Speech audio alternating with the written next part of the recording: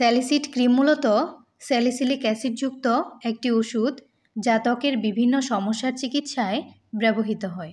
এটি প্রধানত অ্যান্টিসেপটিক বৈশিষ্ট্যযুক্ত। আজকে আমরা জানব স্যালিসিড ক্রিমের ব্যবহার ও উপকারিতা এবং সতর্কতা সম্বন্ধে। ব্রণ ও ব্ল্যাকহেডস দূর করতে সাহায্য করে এই ক্রিমটি। স্যালিসিড ক্রিম ব্রণের জীবাণু ধ্বংস করে এবং ত্বকের মৃতকোষ পরিষ্কার করে। এই ক্রিমটি মাথার ত্বকের অতিরিক্ত তেল ও মৃতকোষ দূর করে খুশকি কমায়। ত্বকের ফাঙ্গাল ইনফেকশন যেমন দাঁত বা অন্যান্য সংক্রমণে সহায়ক হতে পারে। ত্বকের অতিরিক্ত শুষ্কতা ও খুসখুসে ভাব কমাতে এটি ব্যবহার করা হয়। ত্বকের উপর জমে থাকা মৃতকোষ সরিয়ে ত্বক মসৃণ করতে সাহায্য করে। এই ক্রিমটি ত্বকের কালো দাগ হালকা করে, বিশেষত একনির পরের দাগের ক্ষেত্রে কার্যকর। স্যালিসিড ক্রিম ব্যবহারে পায়ের ফাটা গোড়ালি মসৃণ হতে সাহায্য করে। কনুই ও হাঁটুর কালো ও রুক্ষ ত্বক নরম ও উজ্জ্বল করতে সাহায্য করে এই স্যালিসিড ক্রিমটি। শেভ বা ওয়াকরিংয়ের পর লোম ত্বকের নিচে ঢুকে পড়া প্রতিরোধ করতে সাহায্য করে।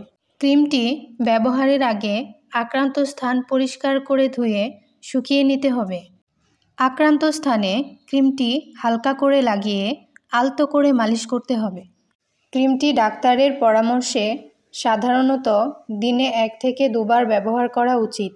ক্রিমটি চোখ, নাক ও মুখে সংবেদনশীল অংশে ব্যবহারের জন্য নয়, শুধুমাত্র নির্দিষ্ট স্থানে ব্যবহার করতে হবে। ক্রিমটি ব্যবহারের কিছু সতর্কতা রয়েছে।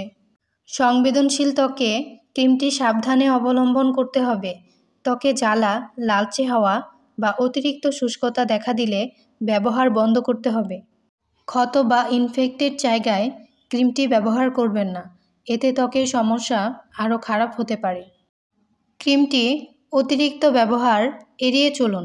বেশি ব্যবহারের ফলে ত্বক অতিরিক্ত শুষ্ক হয়ে যেতে পারে। অ্যালার্জির ঝুঁকি থাকলে স্যালিসিড ক্রিমটি ব্যবহারে সতর্ক থাকুন। গর্ভবতী ও স্তন্যদানকারী মায়েদের ব্যবহারের ক্ষেত্রে চিকিৎসকের পরামর্শ নিয়ে ব্যবহার করতে হবে।